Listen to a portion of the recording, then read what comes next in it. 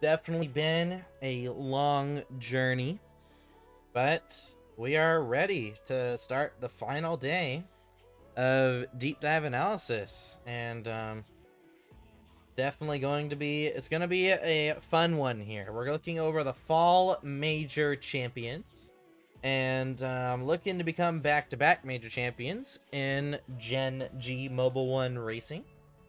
So it's definitely should be fun.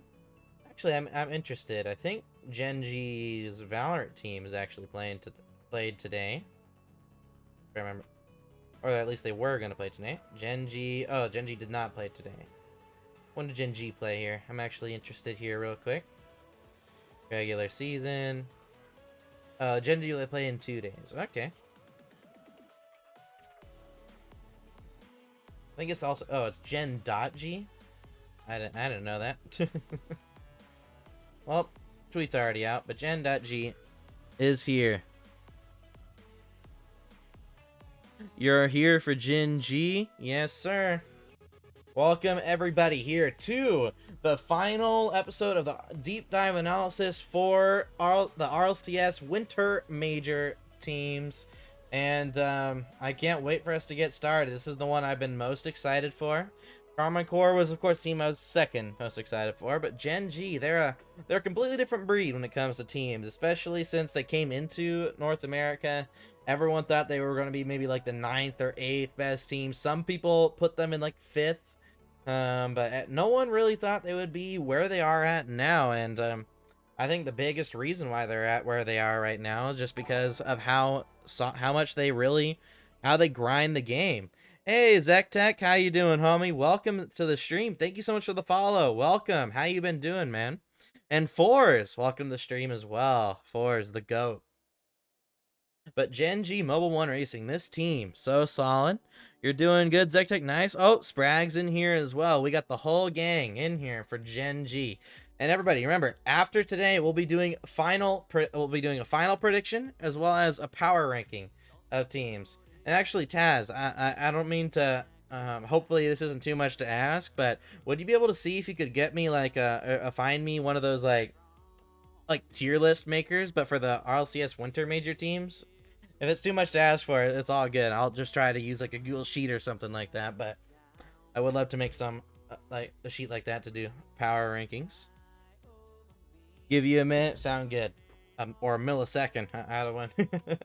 But here we go. So we're gonna be doing Gen.G's analysis today, and afterwards we're gonna make a final prediction. So these were just to give you all what our initial predictions were. We have here's our Group A, G2 through G1, and then Group B, Carmine Corps through Vitality, Group C, Ground Zero through Gaming Gladiators, and then Gen.G through Pioneers. So I think these were my initial predictions before analyzing any of these teams, just based off of just watching the Twitch streams for the most part. And then here's the playoffs. Here we go all the way through. We got FaZe versus Gen.G Grand Final. It could go either way, but for example, we're gonna be doing these predictions purely off the notes. So tier list. Oh, thank you, Taz. I think Taz has found it.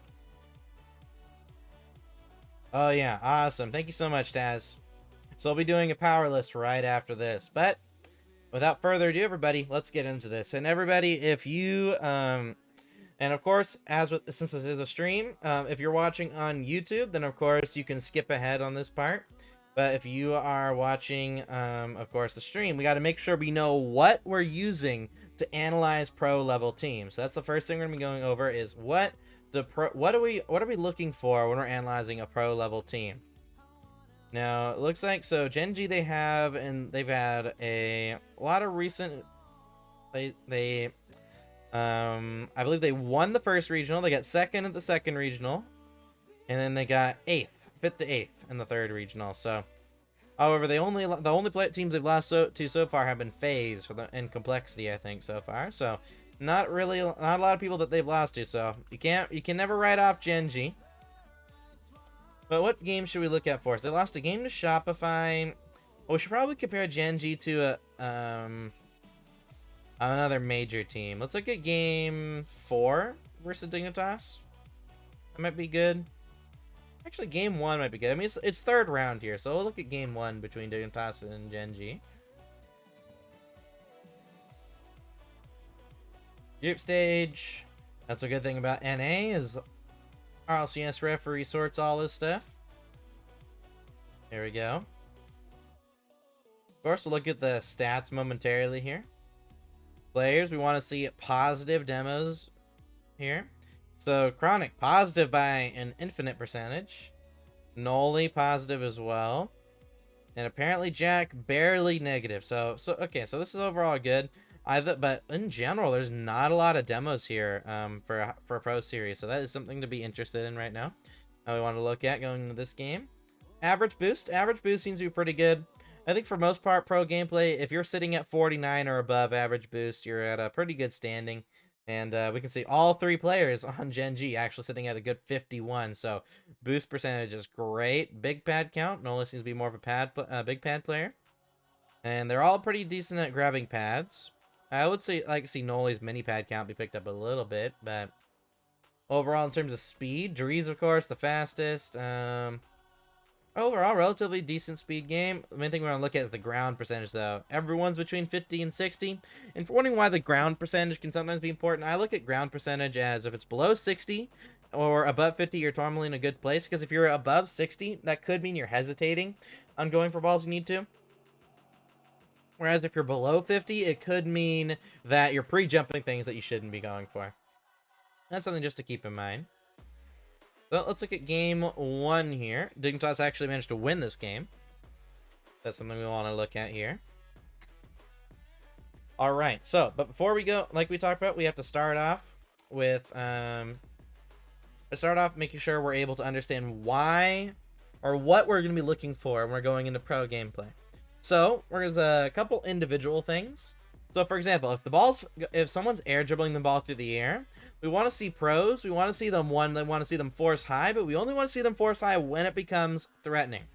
The reason why we want to force high is if the ball's in the air here, someone's air dribbling. The whole point of forcing is to make it easier for the person behind us to read this play. So when we force high, we aim at between the ball and the car. We fly for it. And what that ends up doing is it forces the opponent to just keep going up. They go in one direction the entire time. Really easy for our second man to read, right?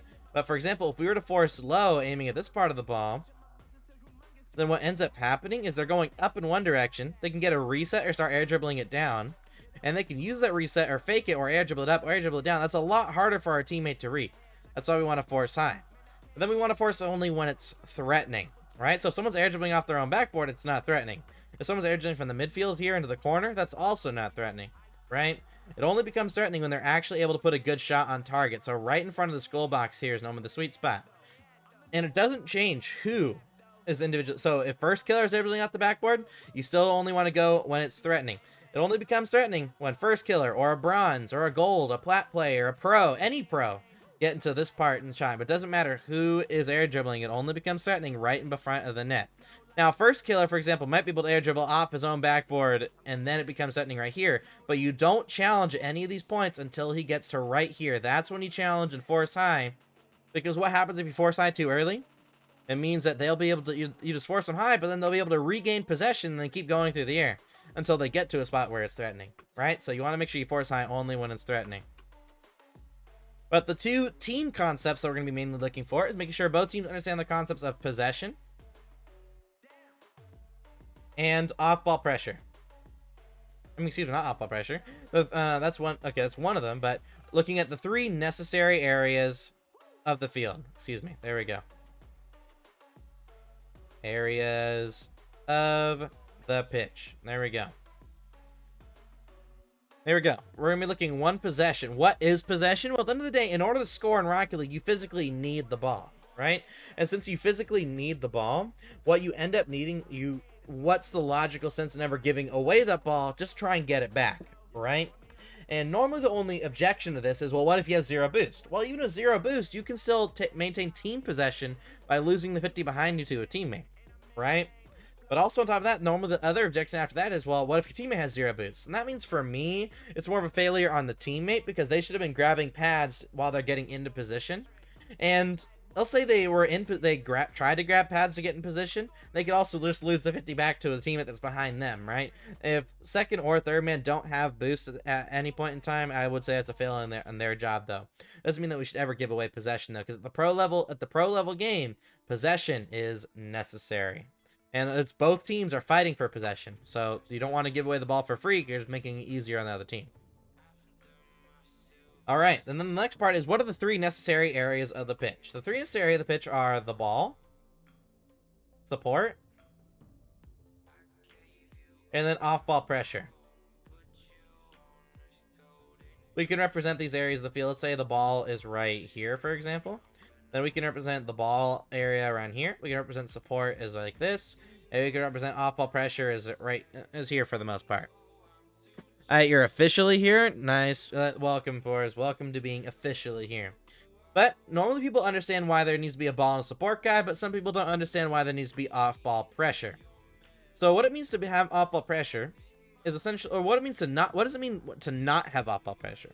Well, essentially means whenever you're in front of the ball, you instantly rotate and rush back behind your teammates. Another way of thinking about this is we're only covering this part of the field, right? Another way of thinking about it is we're giving the rest of the field, or or more than 2/3 of the field, to the other team for them to do whatever they want, right? So keeping that in mind, let's phrase it as a question for everyone in chat. Would you all want to give G2 Esports 2/3 of the field to do whatever they want? No, right? Would you want to give Gen.G 2/3 of the field to do whatever they want? No. Would you want to give players, just like First Killer, or Daniel, or Zen, or Vatira, 2/3 of the field to do whatever they want? Probably not, right? That's why off-ball pressure becomes necessary, because we take away giving free space to our opponents. So there we go. That's why off-ball pressure is necessary. But support, you want to make sure that when we have a support play, they support close, behind, facing forward. And the main reason for this is from here, you can see the entire pitch, right? And since you can see the entire pitch, you can see if the midfield's open or not, right? And if it's open, you can go there for a pass, right? But even if the pass doesn't come, what can you do? Rotate right back in behind and cover the 50, right? Because naturally you're covering the 50 starting from behind, but you're also covering the pass. So that's the basic bare bones answer as to why pro level players should be supporting behind now. And I will tell you, 95% of pro players still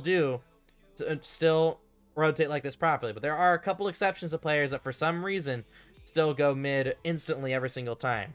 The main issue with this also comes down to ball cam, because if you instantly go mid, one, we're not maximizing individual potential, right?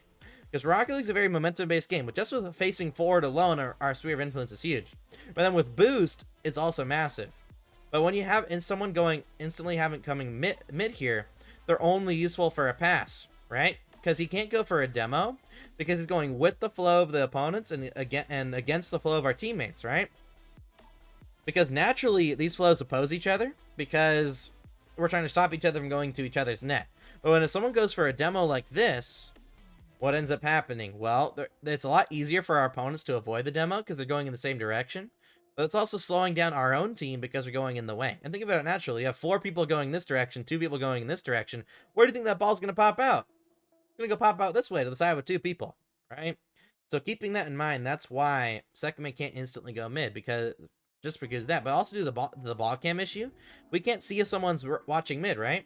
So if our teammate passes it to us, it's getting intercepted every single day of the week. That's another big issue. But also, if someone instantly goes mid and we can't go for demos, what are we missing? Off-ball pressure. That's why we have support go behind. Because from here, we can see the entire field. We can see if the midfield's open. We're also covering the 50s, so we can go there for a pass. But even if the pass doesn't come, we can rotate right back in behind. And what this frees up, since one player is covering the support person, one player is covering the ball, that means the last player is able to apply off-ball pressure, which maximizes the area of the field that we're covering, as well as making sure that we're maximizing the individual skill of each player. Because even when it came down to the 50-50 guy, because if we have someone going mid, this guy's only useful for 50s as well. These are the sphere of influences of both of these players compared to the sphere of influence of the guy with the ball. It's a massive difference, right? Whereas if we have second man start from behind and someone applying off-ball pressure, we have all this off-ball pressure being covered, we have the ball guy being covered, and we have support being covered. Massive spheres of influence when we start from behind. But that's what we're going to be looking for, folks. We're going to be looking for possession, and then covering the 3 areas of the field. And that's what we're doing when we analyzed all these pro teams. Without further ado, welcome back, YouTube. Let's get started. We'll start here with Noli. See how it goes. So right off the bat, we're seeing possession from Gen.G. That's really good. Now, it looks like Noli messed up the touch he wanted, which is pretty abnormal for Noli. That's something that we're keeping in mind here from Noli. Noli does take... they are focusing on possession. And also, right off the bat, let's look at it from this angle.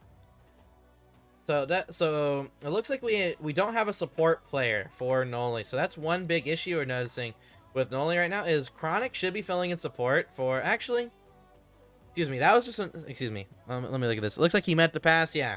So, I completely forgot that Noli messed up his mechanical touch. But yeah, so right here, Gen.G, they have the understanding. They have off-ball pressure. They have a ball guy, and we have a support guy. Chronic just waiting for the pass. But since Noli messes up his touch, now we have to see Chronic fill in ball guy, and apparently Jack fill in support, or apparently Jack fill in ball guy, and Chronic fill in support for apparently Jack. Which I think it's apparently Jack becomes ball guy here, right? Yeah, apparently Jack fills in ball guy, Chronic fills in support, and then we see Chronic take possession. And look at this, Noli, even though he messed up his first touch, does he panic and rush back? No. He's going to try and apply off-ball pressure. He gets a boost steal. He is instantly going mid, looking for a demo. But once he realizes the demo is useless, he rotates behind his teammates. And look at this, perfect rotations again from Gen.G. This is why Gen.G are considered probably the best team in the world right now, at least as a team. Because right now, they have a ball guy, they have a support guy. Noli, he looked for demos, but after he looked for ways to be useful, he still end up rotating out behind. Look at that. Perfect stuff. Okay, now the main thing we're going to see here, we need to make sure... Okay, so here we go. Noli fills in first. So here we actually see an issue. Chronic doesn't apply off-ball pressure here. He does on low boost, but it doesn't mean that we can't apply off-ball pressure. Because right here, he ends up rushing back. He had some momentum too. That's my only issue. Because right here, because normally you only want to rotate out if you have 0 boost and 0 momentum. Now here, Chronic does have 0 boost and 0 momentum, but he could have kept maintaining his momentum. Because right here, look at how he lands. If he had just committed to landing, he could have kept his momentum going, gone for a demo on Dries as he rotated back here. So Chronic is not maximizing his individual skill there. Or not maximizing his opportunities in that situation. So that's something we do have to keep in mind.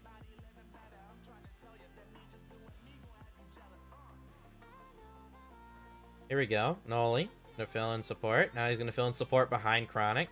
But right off the bat, we're seeing great structure from Gen.G. We're seeing great adaptive rotations from Gen.G.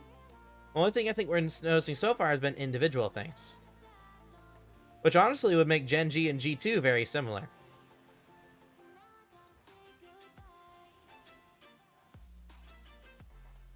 Right off the bat, let's see what happens here. Noli's going to push up the field, fill in first. That's why for me, when people say that, what's it called? We honestly haven't noticed many passes from Gen.G.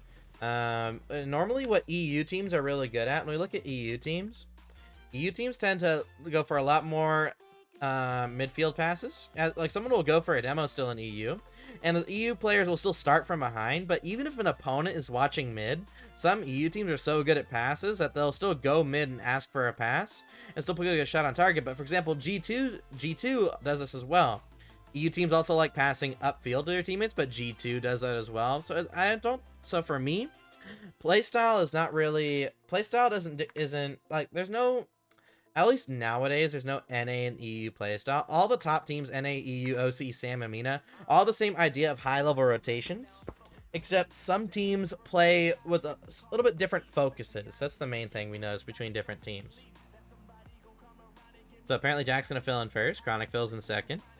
So that's a giveaway possession there from Chronic. It's not the end of the world, though. He did try to make it awkward. He tried to get a beat on his opponent. There we go. That's a good pass. So that's where we noticed a little bit of a lot more of a passing play style there from Gen.G. They're not afraid to pass. Let's see what happens here. So Noli's going to fill in, Chronic's going to fill in behind Noli. Great read. So the one thing I do want to point out here is all three players are great at reading where the ball is going. Chronic knows this ball is happening every single time here. We haven't looked at apparently Jack yet, but I assume that he would have. I would assume about all players he doesn't have issues of reading where this ball is going. Look at that, knows exactly where the ball is going, gets up to it, applies off-ball pressure, rotates out. Look how clean, simple, and efficient the rotations are. For me, this is what's puts Gen.G above Carmine Core for me.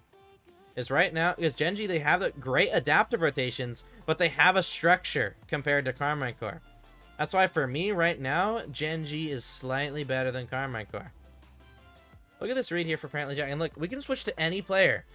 These players all know exactly where that ball's going every single time. Looks like a Chronic hesitates a little bit, but he was in the right position. That's why we know he's reading the play, that he was in the right position.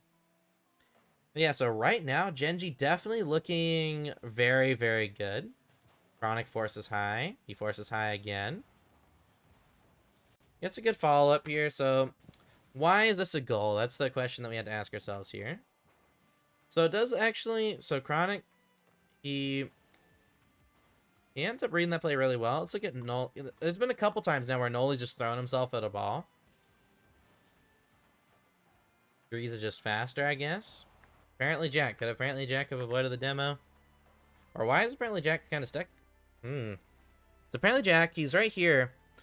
Noli goes for a pass. So he just apparently Jack needs to be a little aware of his opponents there. More aware.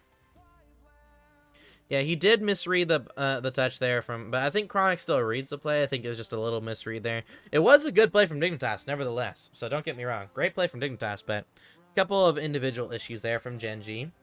But I would say right now, Gen.G, they have about the same rotational skills as G2 and Falcons and complexity.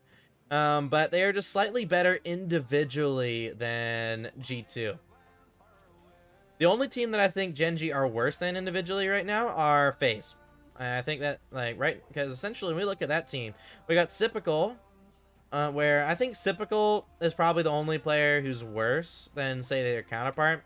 Like, I'd say Sipical is slightly worse than Noli, but I'd say Mist is a slightly better, apparently, Jack. And then I'd say First Killer is a better Chronic for the most part. So that's why FaZe individually have the edge on Gen.G, but when we look at rotations and individual weaknesses, we're not really seeing that. Teammates disagree. Atomic is the best. Teammates disagree. Atomic is the best player, Rocket League player in the world. Well, Atomic is the one exception on G2. For example, if we compare G2 to Gen.G, we would say we'd compare Atomic to Chronic, which honestly I'd put Chronic above Atomic right now, at least in terms of individual mechanics. But for example, you compare JNAPS to apparently Jack. I'm picking apparently Jack. You compare Noli to Chicago. I'm picking Noli right now individually. So that's something that's why G2 individually just aren't as good as Gen.G. While at the same time, they have this. For example, it also makes sense, right? Gen.G and G2, they are equal in terms of rotations, or at least close to being equal. Some of the best teams rotationally in the world, but Gen.G slightly edge out G2's players individually, and that's why Gen.G have been winning.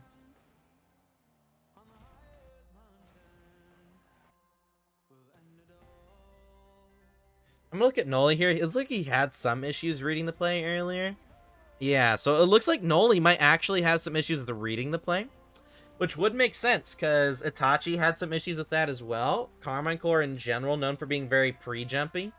So I'm gonna look at Noli here for the rest of this replay because honestly I'm not noticing any weaknesses in Chronic or apparently Jack's gameplay. And then as a team, so many strengths right now for Gen.G.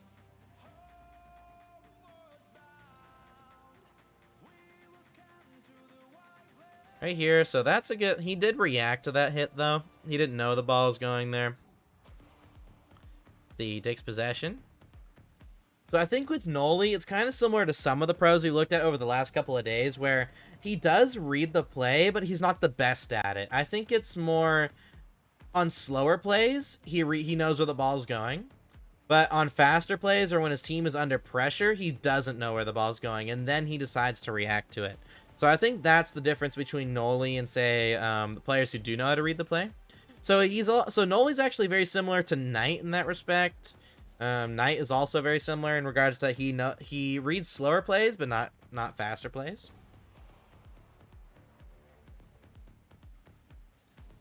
Yeah, I think I think the main question is for FaZe, if FaZe are gonna win this major, because we know individually FaZe are not as good, and rotationally they still have some issues. Individually, they're probably the best players in the world, but they still have a lot of weaknesses. So the question for most people, if you're gonna take FaZe to win this major, you would have to take FaZe's strengths being better than other teams' weaknesses and their own weaknesses. That's why, like, FaZe, they're such a hard team to predict to win an event, because individually they're insane, but they also have a lot of weaknesses that can make them inconsistent. But all right, I think we understand for the most part though what the issue. Oh, that's a missed shot. All right. I will say Noli has had some bad touches had a lot. Ugh. I will say Noli's had a lot of bad individual issues here in this play. So I say individually, Noli's looking the worst right now. But let's write down the strengths for the team first. Rotationally, okay, excuse me. Actually, I think we could pretty much copy down G2's for strengths, actually. G2, we have strengths. They have the base structure / concept rotation down really well. They understand the importance of keeping the ball close, not banging the ball. All the players are great and organized on the midfield basket for opens. Play style more focused on passes. Yeah, we can actually put the same here. We can actually literally copy and paste G2 strengths. Here we go. But we can also put down a little bit. We can put this down in our great mechanically. So that's something we can put down. They are also Gen.G are all the players. The players on Gen are very fast and confident, which can make other teams second. Are very fast and confident to the ball. And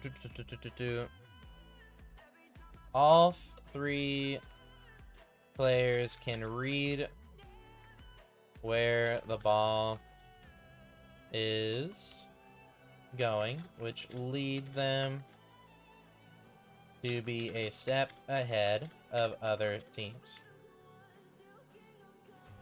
So here we go. Only apparently Jack definitely struggled to split individually, in my opinion. Yeah, I definitely agree on that end. Of course, I think they were also dealing with moving and everything too, so they weren't able to grind mechanically as much. So that could also be an issue. But here we go. So for Noli, I think we have to go down to...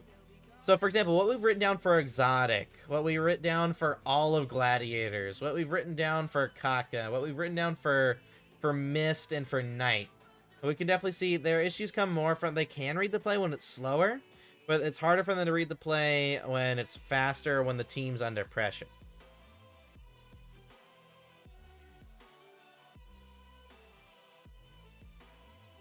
That's something we can put down for Noli. But for example, for Chronic and apparently Jack, no big weaknesses just yet. I think for apparently Jack, we noticed apparently Jack tends to be a little pre-jumpy, so he's not as confident in his challenges. So that's why FaZe is winning. Yep. But for example, I'm not noticing any team weaknesses at least yet. Because for G2 individually just weren't, like, all of G2's issues were individual issues for the most part. But for Gen.G, we're pretty much noticing just team strengths for the most part. So what we can do, so just like for Vatira here, we can actually put down, for apparently Jack and for Chronic for now, we can put individual issues are team issues. But I didn't notice any team issue. What are some... Instead of trying to make, I don't want to make up anything. So we will have to look at one more replay here from Gen.G to really determine what the issues are. But let's look at Gen.G versus FaZe. So let's look at game 2, Gen.G versus FaZe. Here we go. Yeah, because I definitely don't want to make up anything for a team. That's not what we do here. Quarterfinals. I forgot that Gen.G got knocked out top 8. I was thinking that we'd have a lot more replays from this regional. Well, let's look at the stats here momentarily. We do want to see positive demos taken, inflicted versus taken. So apparently Jack negative actually. Chronic is way negative, and Noli is neutral. So the off-ball pressure on offense and defense not looking as solid for Gen.G this series. Actually, we did notice something for Chronic. Excuse me. I remember back. Chronic. What's it called? Sometimes does not understand the importance of applying off-ball pressure. When in front of the ball on offense, he sometimes rushes out, which leads to no off-ball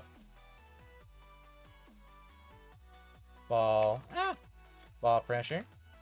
And on defense, he tends to rush back, which also leads to a lack of off-ball pressure. Lack of off-ball pressure leads to the other team having far more space and time to make decisions and create plays. But something we can also put down for Gen.G, actually I think we already do. They're less one-dimensional. Yep, there we go. So we do have something for Chronic. So there we go. So we are noticing some individual issues. For example, if apparently Jack doesn't have any individual issues, and they're like just slightly better than Karma Corp.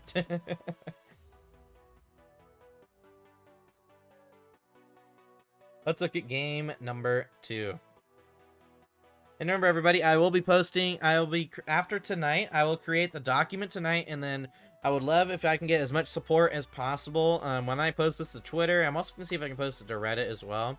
I'm going to be posting the document with all these notes here for all the players and teams, and I would love to see if I can get to grow the document as much. I want it to be a tool that commentators would be able to use for the major. Coaches would be able to use it as well. And then just for the community in general. For example, you know, Adam Corey, he does the predictions and he does the prediction sheets, which we're going to end up using here after we're done analyzing. I also want it to be in a spot. I also want it to be possible for the community to use this tool to be able to make better their own predictions. Great read here from apparently Jack. He's going to fill in support behind Noli. Great pass. Could have been a better shot.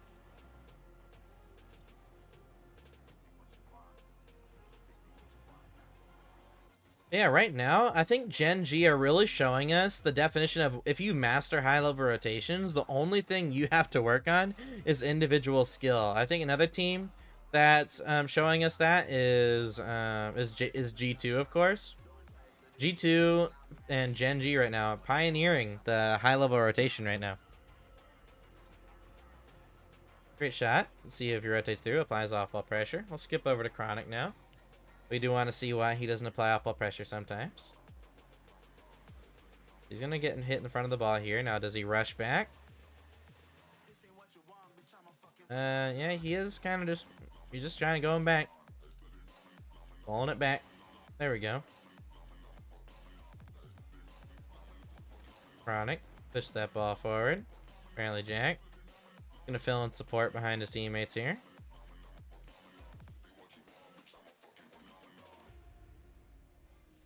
Alright, let's see how this goes. Ooh, ball's up for that one. Missed.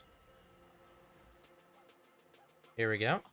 Ball back over now to Sipical. Sipical takes possession.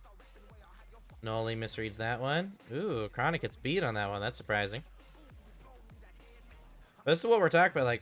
Like FaZe are so good, not just on the ball, but they're also really good at reading the play. And to the point where even if they're supporting from each other from far away, they can still beat some players with the ball. That's how good they are individually.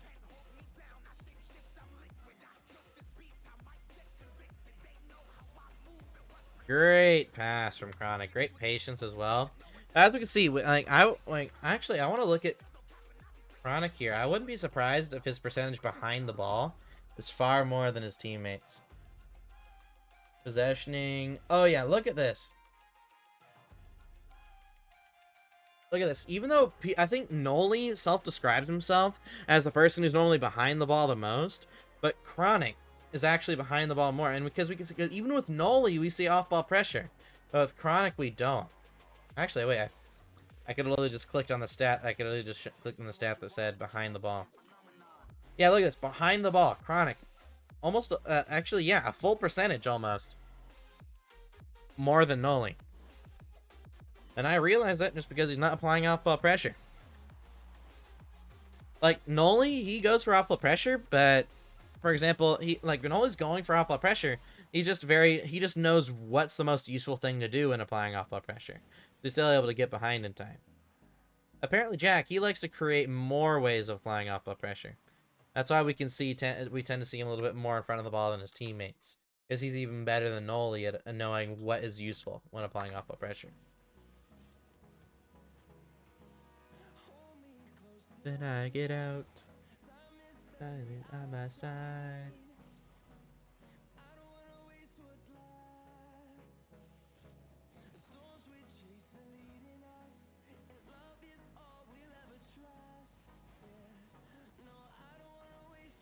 Here we go. That's gonna be a goal here. Why is this a goal? Looks like Noli misread it. Apparently Jack forced. Noli wasn't actually, yeah, we gotta see this from Noli's perspective real quick. Yep, Noli misread it. He's under pressure. He misreads it. So again, some individual issues here from Noli's side of things. But honestly, one player I'm gonna look at for the rest of this game here is apparently Jack. I haven't noticed any weaknesses in apparently Jack's gameplay. So apparently Jack could very well still be in contention for best player in the world. I think that's something that people have kind of written off apparently Jack, because they didn't get to the last grand finals, I think.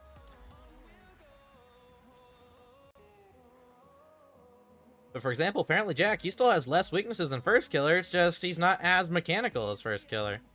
I think if anything, right now, I think the only weakness we can put as a team is that Gen.G can still improve a little bit of their individual consistency. But if I'm going to put it that for Gen.G, I'd have to put it for every team. So it's just like, is it a team weakness? I think it's more for, I think we should put, if anything, as a strength for FaZe. Individually, they are the best team in the world. I think that's what we have to put down for FaZe. I think that's what we're going to have to put down, because it's either we put down for FaZe they are individually better than everyone else, or we have to put for everyone else that they are weaker individually, which of course there are some teams that are stronger than others mechanically, whereas FaZe are completely stronger than everyone else, every other team mechanically. So it's a really interesting topic. But yeah, right after this replay, everybody, I think you're probably wondering, like, why aren't we looking at many replays? It's just like we'd learned about this entire time. When we look at high-level Rocket League, normally you just have to look at one replay, and you can tell all the mistakes that a team makes. And then, after that one replay, you're able to tell. Normally, the mistakes, you don't get more mistakes as the tournament goes on. You tend to get the mistakes that you already were making tend to just get worse. That tends to be what ends up happening. So keeping that in mind, that's why we can see like a team like Gen.G, their mistakes are getting worse. Individually, FaZe are I think the most consistent team individually. But of course, FaZe do have some weaknesses that lead to goals. But since individually they are so good, like I don't get it. Everyone for the last few seasons, everyone's always talked about how you can't carry a team. Like even back in RLCS, people were saying you can't carry a team, and then First Killer wins regionals with Taroko and Turinturo. And then we go into RLCS 2021-2022, where AJ and First Killer kind of took off carrying the team. And it wasn't working, right? And then we go into the fall split this season, and we're like, okay, well, Gen.G individually aren't the best, but they're still winning. But now we're seeing that now that FaZe still have a slight amount of rotations, they don't have to be perfect rotationally. G2 and Gen.G are still way better than FaZe rotationally. But this result speaks for itself. I mean, complexity, better than FaZe rotationally. Gen.G, better than FaZe rotationally. G2, better than FaZe rotationally. But since FaZe have improved their individual skills just enough, they are now dominating all three of these teams. It's honestly pretty cool to see. But in terms of weaknesses, I think we have to make sure for strengths. For Gen.G, all 3 players understand the importance of having someone on the ball. They understand. Oh wait, that's Gladiators. Where is FaZe? There we go. All 3 players are fantastic at ball possession and clearing the ball. The team is also great at passing opportunities, which in turn makes FaZe's offense more dynamic. And individually, FaZe Clan are...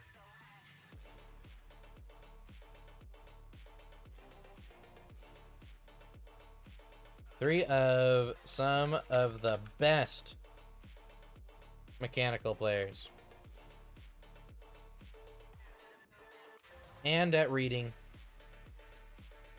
the play. They can actually make up for their weaknesses in rotation and structure. The rotational structure and concept on offense for FaZe are solid. But look at that, folks. Like, oh my. But Gen.G, there's no team weaknesses to speak of. Only weaknesses are individual specific. This is the only team that we have an individual that our team. So apparently Jack right now is one of the more like the only thing that we can have here for apparently Jack is we can actually put down mechanically is not as solid as other pros. That's the only thing we can have. That's grasping at straws for apparently Jack. But what this now means, folks, shout out to Adamcore, we'll now be able to make predictions. We're now going to be able to make predictions. We have our initial predictions, but we're now going to make our final predictions. It's time, folks. Our final prediction. Actually, I think it might be better for us to make power rankings first. And we'll make it easier to determine who should win what. Alright, here we go. Make a copy.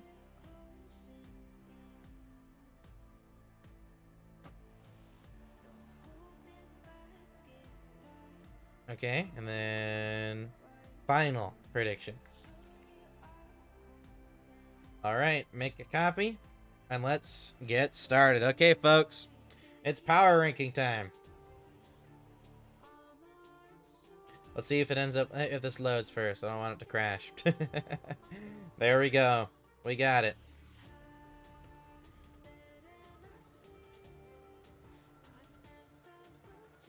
Alright. So I think what I'll do is I'll put, like, the teams that I know are the worst. Okay, so I'm gonna put the teams that I know. I'm gonna put the teams that are rotationally and individually the best right now. So I'm gonna put FaZe up here, Complexity, G2, Karman Core, Gen.G. And I'll put the teams that are next, that are, what's it called, that I believe are currently the worst right now. So we got Vitality, we got Gaming Gladiators, we got Crew, who's like right here. We got teams that are just outside individually, I think. That's what we'll next have.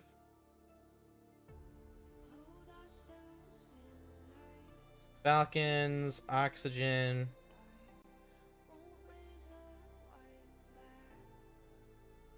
Alright, and then we can put... Here we go. So I think this will be a good initial thing, and we could just see how we want this to go. So I think right now we have to put 3 teams at the very top right now. So we gotta have Gen.G, Karman Core, and FaZe. And I think after these predictions, I think we'll have to put...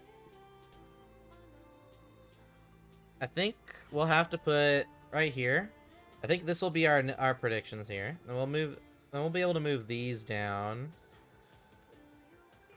Alright, so I think this will look better. So, alright, so I think Secret should be the best here.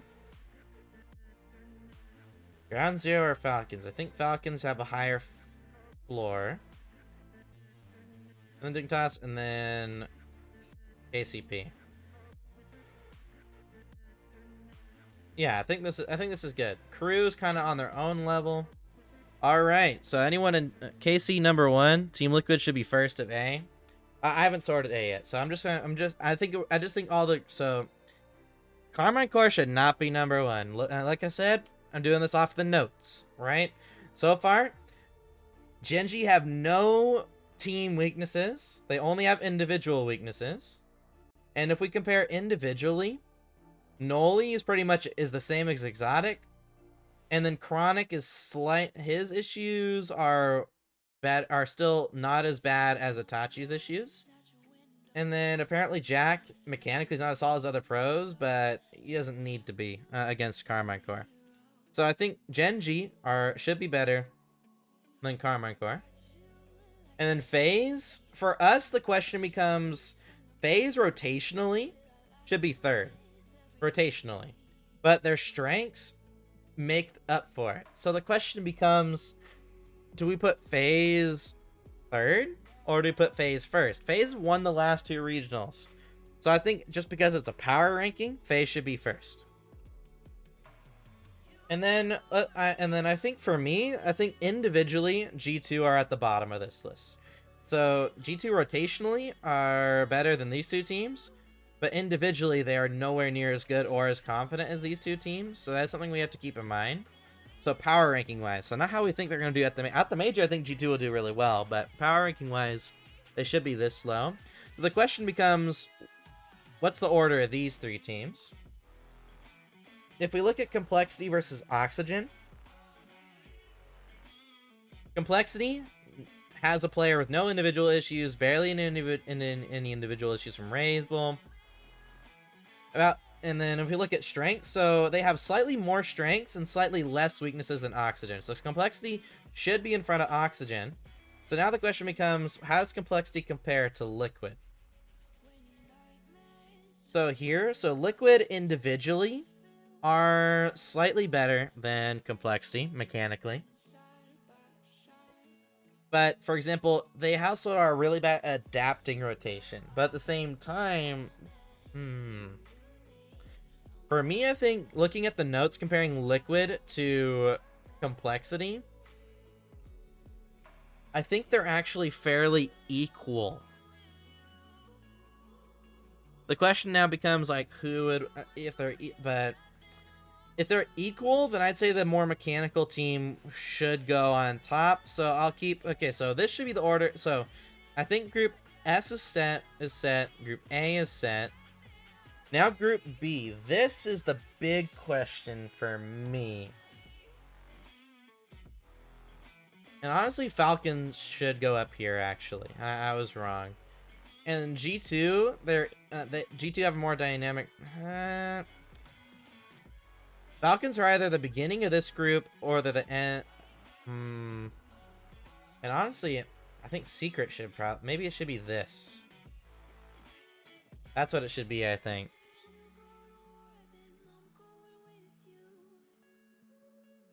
This is the big question.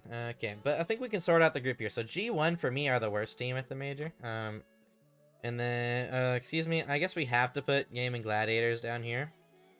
But yeah, I think Vitality we can actually put with Crew. There we go. This looks a little bit better.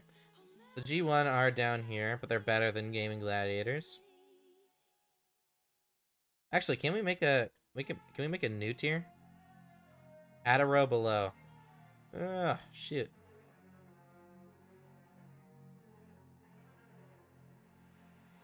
D, E. How do I do color? Orange, yellow, green,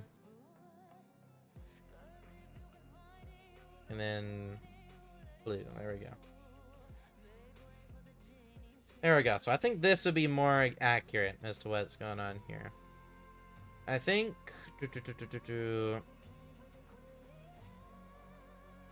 Yeah, I think this is where, at least in terms of notes, this would be the power ranking for our notes. So here we go. So Phase in first, Gen.G in second, Carmine Corps in third. Liquid is the fourth best team, Complexity the fifth best team, but they're kind of tied.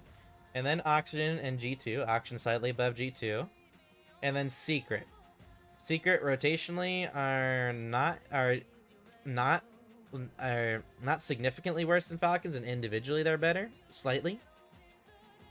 Falcons are individually and rotationally better than Ground Zero. Ground Zero individually and rotationally better than Dignitas. Dignitas And honestly, KCP and Dignitas could probably be switched, if I'm being honest. I think that's, yeah, I think we should keep the OC teams players together here. Yeah, because I think Ground Zero and KCP could fight Falcons, but I don't know if Dignitas can. Then Crew and Vitality, this could go either way, honestly. They both have some... Like, Crew's better rotationally, but worse individually. Vitality are better individually, but worse rotationally. So I think they're about the same. G1, I did not like how G1 are playing. And of course, Gladiators, slightly worse, I would say, in regards to that. But there we go. Now we can do the final predictions. Here we go. FaZe versus G1. We have to do keep in mind this is the first round. So I think since the first round, FaZe will lose a game to G1. I think the same thing here with G2 versus Crew. I think that'll go game 4. But I think this round, FaZe should sweep. And I think G2 should sweep as well. Then again, there's also some nerves here. Okay, you know what? I'll still keep a game here for G1. G1 are the weakest team, I think, by far here. G1 Atomic gonna go crazy. Well, right now, individually, Atomic is one of the worst on the team, actually. So if we go back to G1, Atomic had a lot of issues with reading the play. He's also the main reason why a lot of goals go in on G1.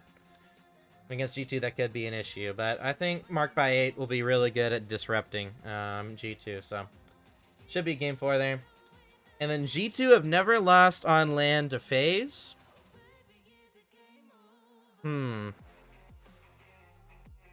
I'll come back to this one, but I think even going just by the I think we can go pretty much just on the power rankings here. I think both teams will be nervous, but SAM teams are normally better at land, so I think right here, Crew should beat G1 3-2 here. So I'm not changing that. Actually, I'm going 3-1. I'm going 3-1 here. Because I think this game will be game 5 here. Question is, G2 or FaZe, who would win?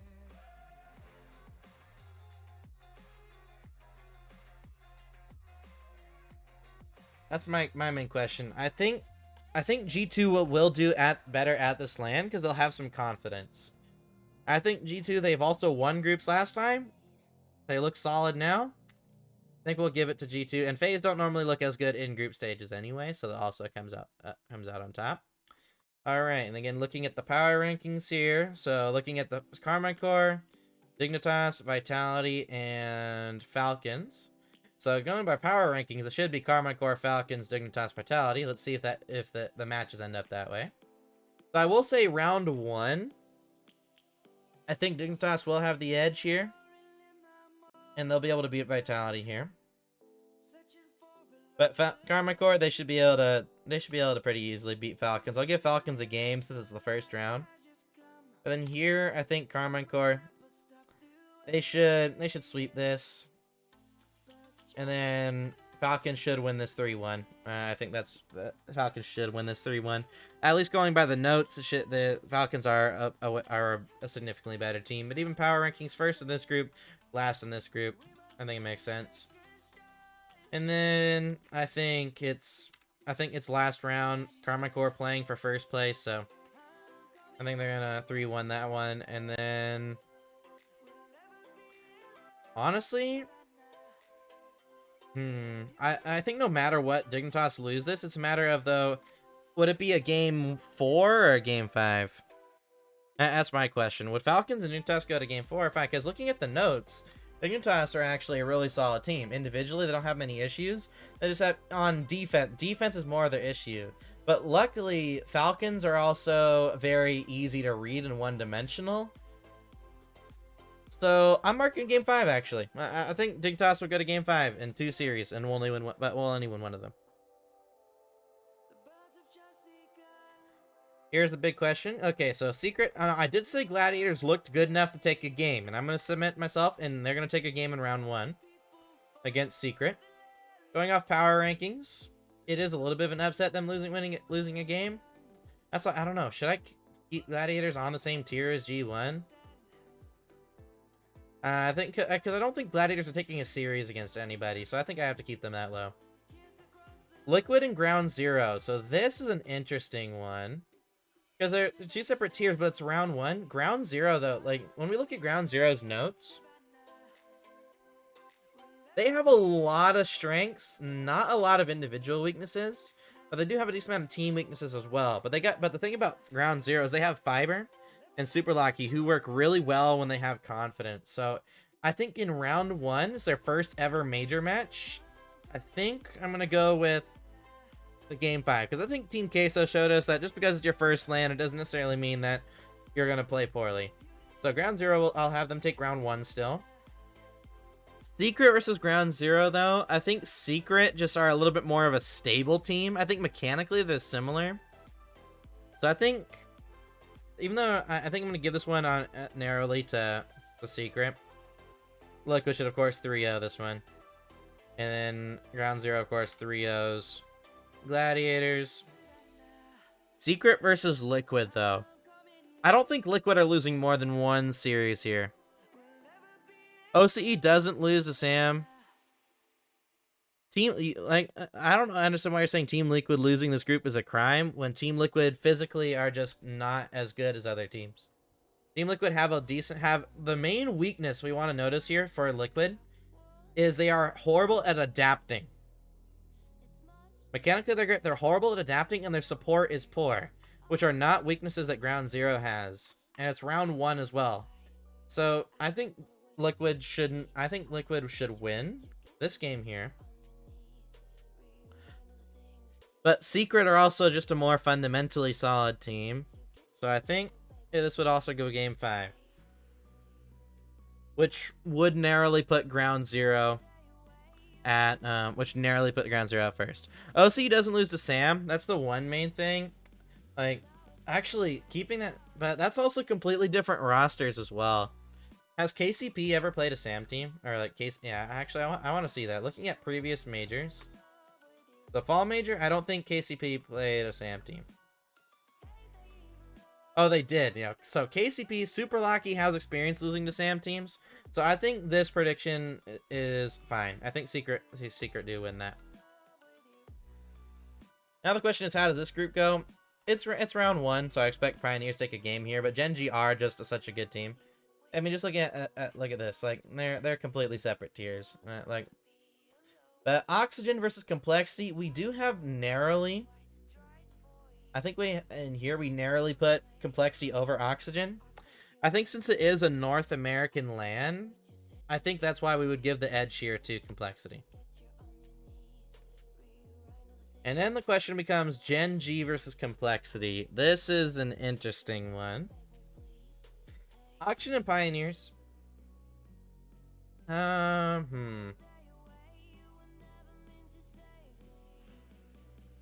think Oxygen are just one of those teams that their strengths outweigh their weaknesses, so I think Pioneers aren't winning this one. I think they'll take a game, though. Gen.G versus Complexity, though. This is an interesting set of matches here.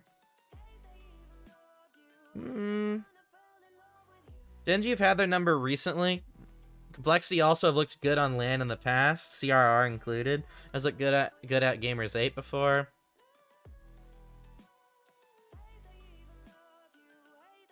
Honestly, I just don't think Gen.G, their only weakness is individual skill. So I think the only teams that outpace them in individual skill is Oxygen and FaZe. So I think Complexity, we do have to give I'm gonna give it a 3-1 win here for Gen.G. And then I think North American LAN, I think Gen.G win this game 5. And Complexity and Pioneers, what's it called? Looking at Pioneer stats here. Oh, I think Pioneers are more towards the top. Yeah, Pioneers, they don't have a lot of individual issues. And Complexity aren't the best mechanical team in the world. Pioneers are so slightly... They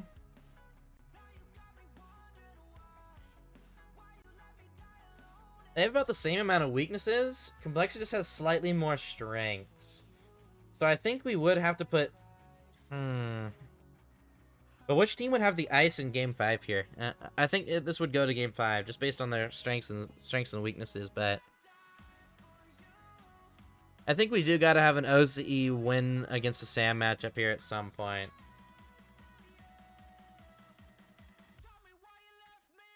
Let's see. Does Pioneer still get knocked out? Okay, Pioneer still get knocked out.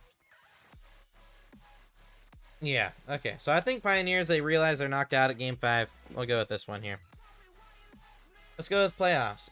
Did this change any from my other one?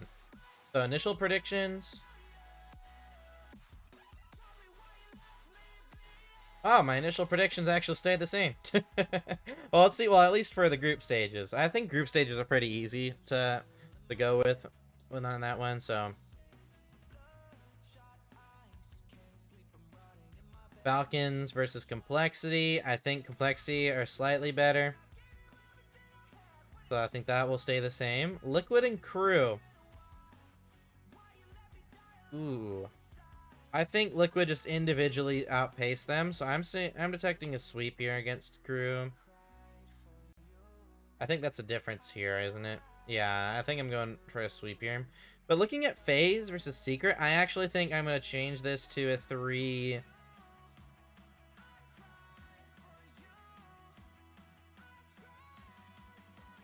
I'm going to change it to a 3-2. I think the pressure will be on. I think I'm going to change this to a 3-2. And then Dignitas versus Oxygen.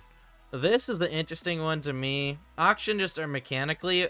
Like, if you say mechanically the same, their offenses are both similar. But defense, Oxygen are better. So I think this is, again... I think, actually, I will put a 3-1 here. Now, G2 versus Complexity. I think individually they are similar. I think I'm definitely going to make this closer. I think G2 narrowly win this one. Gen.G versus Liquid. I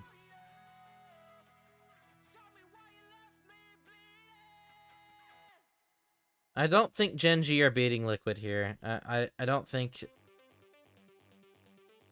Because Liquid have improved their structure a bit, but it's also the adaptability part. So I will mark this closer. I'll keep it make it a 4-2. But Karman Core versus FaZe. This is the question I think people are really gonna have to ask. Because I have FaZe over Karman Core because it's a power rankings. FaZe have won the last 2 regionals and looked very fantastic individually. So the question becomes, does Karman Core's rotation, is Karman Core's individual consistency in rotations outdo the weaknesses of FaZe, or do FaZe's strengths outdo the strengths of Karman Core? I think that's the big question we have to ask ourselves here. I think no matter what goes to 7. I think we'll leave it at that for now. But Ground Zero versus Oxygen, I think comparing these teams now, Ground Zero have a lot of weaknesses. They do have a lot of strengths. So I think instead of it being game 7, I think Oxygen do win this game 6 instead.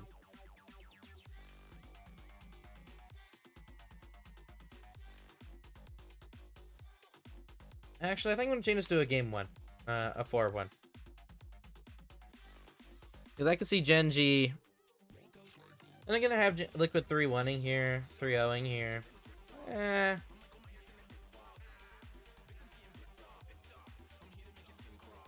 going to keep it 3-1. Core versus FaZe, though. Let me see anyway. Gen.G versus G2.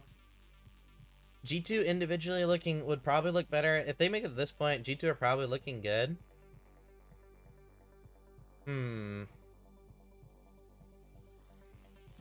I just think Gen.G are the better G2 at the moment, though. So I think I'm going to just mark down 4-2 for Gen.G. Because Gen.G have gone against what most people hope for a while now. Now the question becomes FaZe versus Karman Core. North American land. If I remember correctly, the last Winter Major, there was only one EU team in the top 4, I think.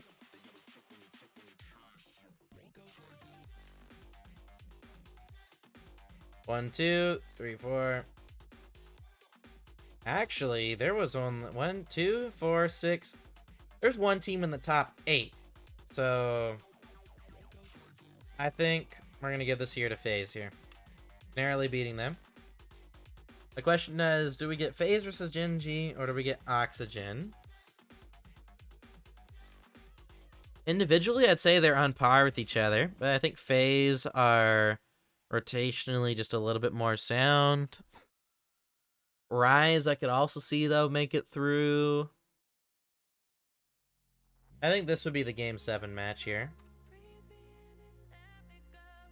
And if phase make it past their first top 4, they can either, I think, because I have it going to Game 6 here. I think it has to be a Game 7. I don't think it's going any other way. Game 7. So we are slightly changing stuff around. I think it's, for the most part, though, my predictions end up staying the same here compared to the notes. So, honestly, I didn't expect that.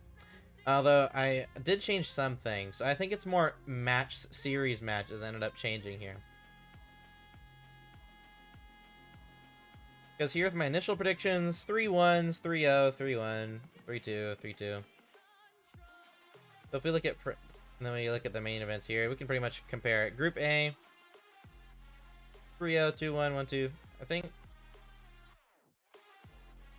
9-4, 9-4. Yeah, so we are giving here, I think the only thing we changed is, what we changed in this group? Oh, we gave Gen.G one more, we gave G1 one less game here against Crew. That's the only difference here. And then Group B, we changed Dignitas winning like a couple more games, and I think we made Vitality lose a couple more games based on the notes. And I think Group C is identical. But then Group D is also identical. Okay. The playoffs. Let's look at playoffs one more time. So we changed Liquid and Crew to a 3-0. We changed FaZe and Secret to a 3-2. Oxygen and Dignitas are the same. We changed the quarterfinals to a Game 7 against Complexity. We changed it to a Game 5 against Liquid. And we changed it to a Game 6 for Oxygen. And we changed it to a Game 7 versus Gen.G. Rather, we changed it to a Game 6 from a Game 7. And we changed... Okay, so we essentially swatched the quarterfinal series. And then we made the grand finals made the grand final. But that's it for today, ladies and gentlemen. It's been a long time. I'm gonna take a break tomorrow.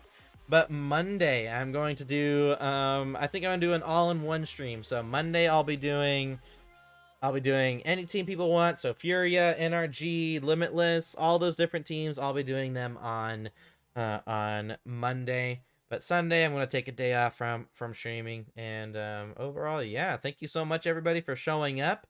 It's been a pleasure. Hopefully, everyone on YouTube has also enjoyed if you made it this far. But thank you so much, everybody, for showing up. It's been a pleasure. And I hope you guys all have a great night. And remember, I'm going to be posting this to a Google Doc for tomorrow. And I hope everyone will enjoy it and help push it forward. But thank you so much for showing up. Have a great night. Peace.